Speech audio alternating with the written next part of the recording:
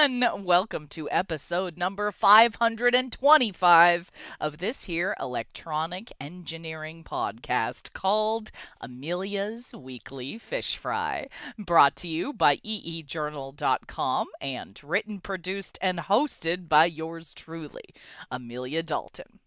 Folks, this week we're talking about creating a connected world that can be trusted. I know, that's quite a challenge, right?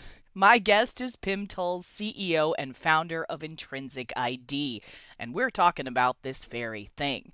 We investigate today's biggest security trends, the details of Intrinsic ID's new software-only solution called Zign, and why Pim thinks that the US Cybersecurity Chip Act isn't quite enough when it comes to legislation in the security arena. So, without further ado, please welcome Pim to Fish Fry. Hi, Pim. Thank you so much for joining me. Hey, thanks, Amelia. Welcome to be here. Always nice to be talking to you. Excellent. Okay, so security trends for 2023 is at the heart of our discussion today. But before we get started, give my audience a brief refresher about what Intrinsic ID is all about. Okay, well, thank you for giving me the platform, as I just said. So, as you know, Intrinsic ID is a security company, I think one of the leading security companies currently in the embedded world. And so our bigger mission, if you want, is to help create a world that can be trusted. Currently, every device, everything almost is getting connected. Yeah, and we build these security solutions to make sure that world in which everything is connected is also secure.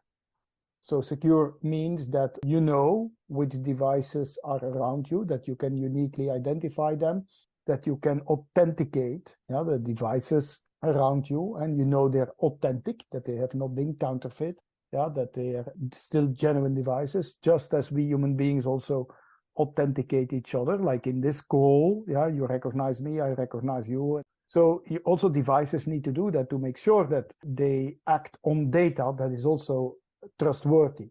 On top of that, there is, of course, the problem with confidentiality. You want data to be protected from eavesdropping. You want to prevent reverse engineering. And you want to help people to preserve their privacy. Yeah, certainly these days, often fingerprints are being measured to get access to something, or iris scans or face is being recorded to grant access or not. But that means that this data is going over the wire or wireless, doesn't matter for that purpose, ends up on a server and should still be safe from others getting access to it. So you can imagine this is a big problem, certainly because more and more devices, billions, almost trillions of devices are getting connected. So it means you need also a security technology that is scalable, that is economic. And that's what we have with so-called PUF technology, of which we are the inventors and also the pioneers. PUF stands for a physical unclonable function, which in a nutshell, you could summarize as the biometric of a device. So based on this PUF, we created the root of trust for all electronic devices. The root of trust, very important component, because that's that anchor, that core element in the device that you can trust, cannot be attacked, that is solid, and therefore that you can trust. And based on the PUF, we built these root of trust that offer the best combination of security, flexibility, and cost. The combination of those three is important because you want something that can deploy everywhere, not just in some favorable situations. So we have promoted that, we have sold that, we have built the market on that. And currently that is also being used by the biggest tech companies. You'll find, for instance, our PUF solutions in devices that you wear on your wrist. You find it also in space, you find it in laptops and data servers. I think in almost all type of devices, at least, you will find us. As you might know, recently we had a press release that we are in more than 500 million devices. So that's why you will find us in a wide variety of electronic devices. Our number of deployments keeps growing. We are in more and more devices. It goes faster. It grows almost, let's say, exponentially. And one thing that proves that is that compared to 2021 or 2022, revenue doubled. So in summary, our solutions are in markets such as the smart wearables, the smart home, the data centers, payment cards already for a long time, also in automotive, industrial IoT, gaming, critical infrastructures, and government and defense.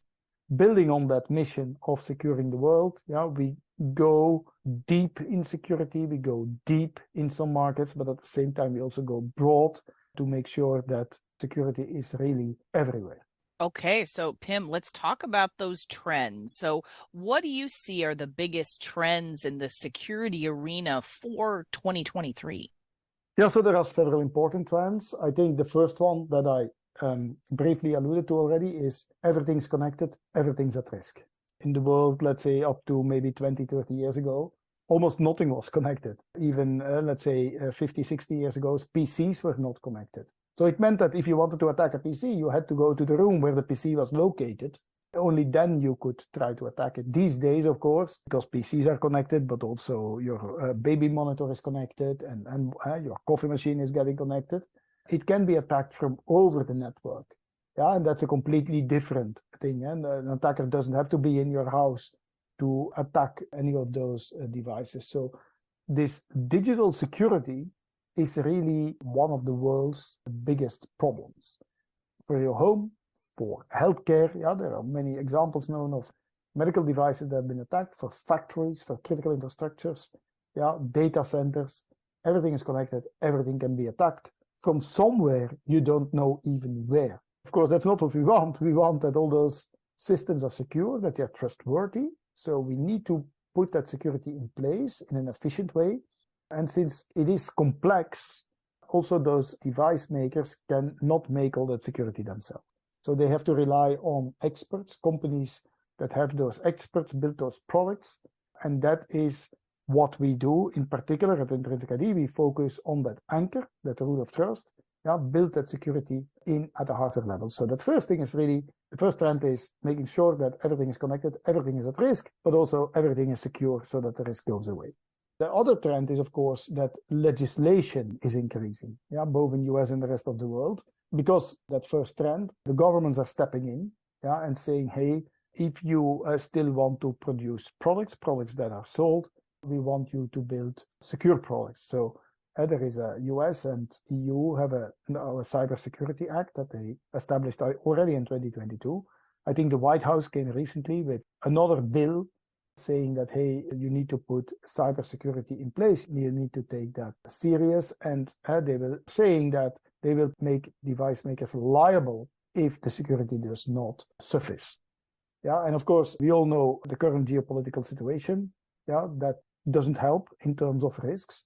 So legislation is really needed to make sure that the security is being put in place and that we have that world that we all like and that has many benefits, but in a trustworthy manner. And that's also why at Intrinsic ID, we believe a lot in standards and certification to make sure that it can be independently checked, that devices are secure, but also that it's standardized, because that helps a lot in making sure that devices from different vendors can, in a secure way, communicate and collaborate. Thirdly, of course, there is supply chain. That's also an additional risk factor. Why supply chain? Well, all these electronic products, even just the chips, they are made in different parts of the world. They are made in location 1, they are tested in location 2, they are putting on the board in location 3, and so on. So you see that they travel a lot, and when devices travel a lot, there is a lot of opportunity for attacking, for counterfeiting, for stealing software and whatnot. So that's a third trend where security is becoming very important. That's also why we collaborate with several of the ecosystem partners, to make sure that that can be done in a secure way. And you would say, hey, what does Intrinsic ID have to do with that? Well, we can make sure that the chips, the basis of the electronic components can be authenticated from as soon as the wafer. Because trust goes one direction, only forward, not backward. So you can only trust from the point in space or the point in time when you had that first, what we call one-time trust event. From then forward, you can generate trust. You cannot generate trust backward. So you have to do it as early as possible. So fourthly, there is trend on using system-in-package chiplets. You know that there is almost the end of Moore's law, as they say, but there's still a need for higher performance, lower power. And with chiplets, you get this increased modularity, flexibility, but it comes again with challenges because you have more interfaces. Those different chiplets are glued together in one package, so there are several interfaces. And they also come, again, from different parts in the world, so an even more complex supply chain.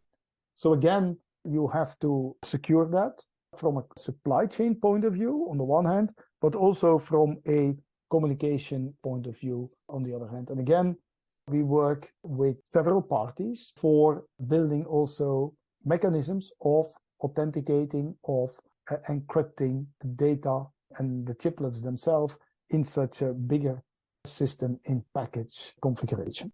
So, Pim, you guys just released a new software-only solution called Zign. So tell me more about that.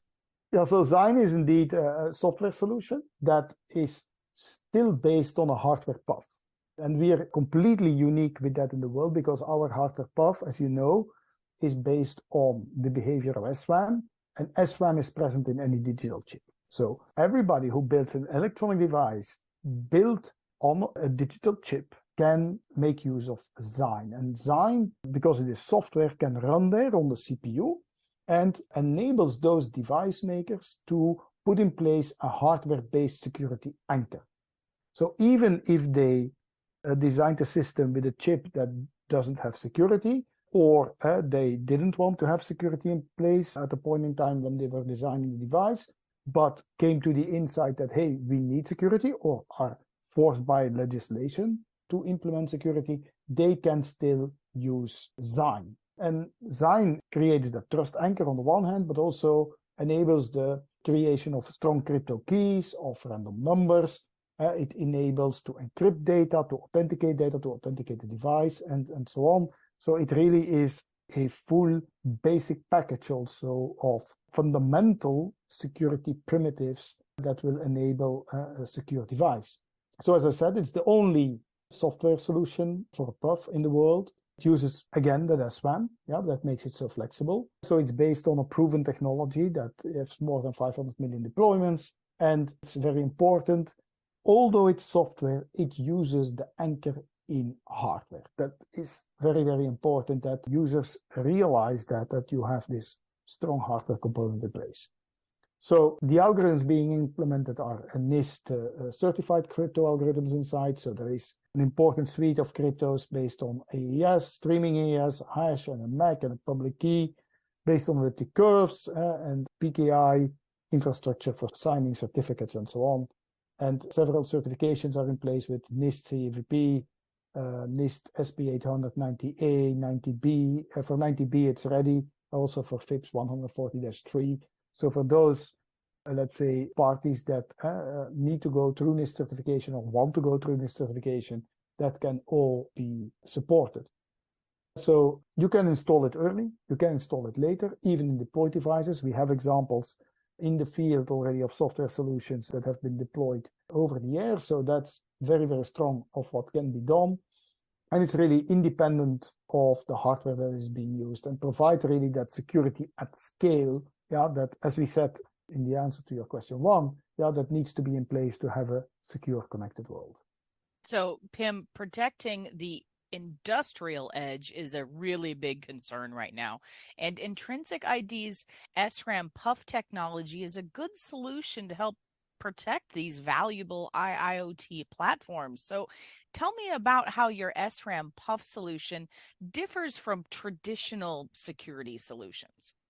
Yeah, no, that's a good point. So you know that a security solution, they work with standardized crypto algorithms, just as such as AES that we just mentioned, or a hash function, or an elliptic curve crypto algorithm. But the important difference is with the one thing where the security really comes from is the secrecy of the keys.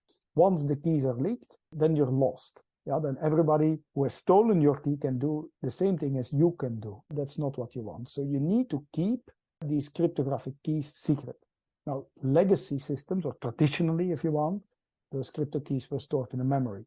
In the memory, those keys are in the clear, meaning if you find the location of the keys, you can just read those out. And that's exactly where the SRAM puff differs. We don't store any secrets in any memory. We create the secrets from within, from the biometric of the device. So even if an attacker has all the memory data of the chip, he does not get access to any secrets because the secrets are simply not there. So the secrets come from within the device. They don't have to be provisioned. There is no external database with any secrets. So you don't have to trust anyone in the supply chain about your secrets because nobody has those. The root keys, the root secrets on the device are really only within the device. And that's how it should be. Yeah, when you have a secret, the secret should not be shared because then it's not secret anymore. You have to trust the other party that he or she keeps it secret. And that's one of the very, very strong points about SRAM puff. That's also what our customers appreciate a lot. So those keys cannot be copied, they cannot be changed. Yeah, and that brings immediately the security level way, way higher. So the SRAM puff provides the highest security that's out there. Secondly, it's also very flexible, yeah, because as I said, you don't need to provision, not in the factory, not later. That's a very strong component, but also because it is based on standard SRAM. Standard SRAM is available everywhere in the large semiconductor nodes, in the small semiconductor nodes, all processes. And that means that you can use it in a solution in 22 nanometers, but also in a solution in 7 or in 5 or in 3 nanometers. So very high flexibility. And then third, it's about the cost. So you don't need dedicated security components. You don't need a TPM or a secure element. So no additional provisioning. So we can keep implementation cost fairly low. And that's, yeah, as for any product, also for security, if you want to have mass deployment, then the economics of it, of course, is very important to have a product that can go really at the worldwide scale. So that's what I said also in the beginning, this combination of security, flexibility, and cost that our customers really appreciate. So indeed, as you said, we bring this to industrial IoT, where security is becoming more and more important. We have a growing number of connected devices in factories, in the infrastructure, and we have seen already a few cases when factories get hacked, yeah, or infrastructure get hacked that can come with very, very high costs. Also, on top of that, often safety of people gets in jeopardy. So it's many, many reasons, not only cost, but also just a safety reason for human beings that the security really is well in place. Excellent. Now, I'd like to circle back to legislation around this issue and talk about the recent US Cybersecurity Chip Act and its ramifications for our industry. So, Pim, what are your views about the US Cybersecurity Chip Act? Yeah, so I would summarize it's a necessary thing. So I'm really happy that they're doing it. It's not sufficient. And let me explain. So the necessary thing is, yes, the government, I think, need to step in, need to make sure that security measures are being put in place, force the device makers to do that in order to being able to enable a secure world. However, the focus is on cybersecurity software solutions. And that's, I think, why I say it's not sufficient, because there needs to be that hardware anchor. And the reason is that software, in the end, if you really zoom out, software, of course, is code, is instruction sets, and blah, blah, blah, but it boils down to bits. Bits that are being stored somewhere. So bits can be read out, bits can be copied, bits can be reverse engineered. Okay, there might be some difficulty with that. That is true. Yeah, readout is not always simple. Reverse engineering is not always simple, but it's also not very difficult. It's not of the crypto level. And that means is it will be done. The thing is that when it's done one time, that's enough, because then you can just copy it everywhere. Because that's the success of software at the same time that you can copy it. So one time reverse engineered and so-called broken, quote unquote, many times a redeployment. And when it's reverse engineered, you can change it, yeah, and when it's changed, you can redeploy it.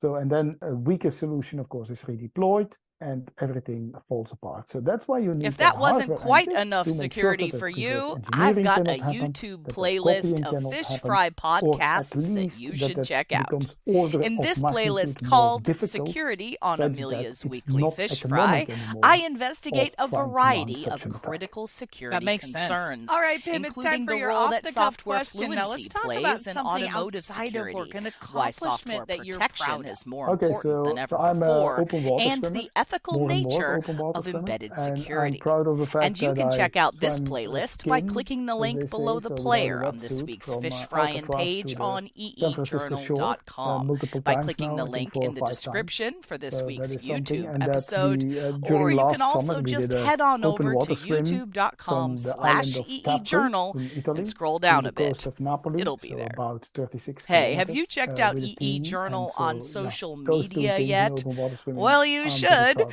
You can find That's us at incredible. Awesome. Well, thank you for facebook.com/EE Journal. sharing, If and you're into thank you for Twitter, you coming can on my monitor show. our It's tweets always at a pleasure EE speaking Journal with you. Yeah, TFM. same here. And don't Always forget, nice if to you be would speaking like with to you. follow Thank you my for the personal opportunity. Twitter account, check out Amelia D 1978. And hey, if LinkedIn is more your thing, I completely understand. You can follow us or me on LinkedIn as well. And we have that YouTube channel I just mentioned, youtube.com/EEJournal. Folks, it is chock full of all kinds of techie videos, including our very popular Chalk Talk webcast series hosted by me. And you can subscribe to our EE Journal YouTube channel as well. Also, by clicking the links below the player on this week's Fish Frying page, you can subscribe to this here podcast through Spotify, Podbean, or Apple Podcasts. And remember, if you'd like to further support this podcast, please leave me a review on that podcasting platform of your choice.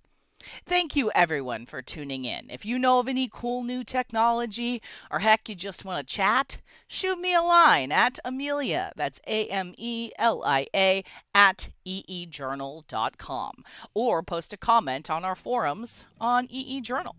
For the week of March 31st, 2023, I'm Amelia Dalton, and you've been fried.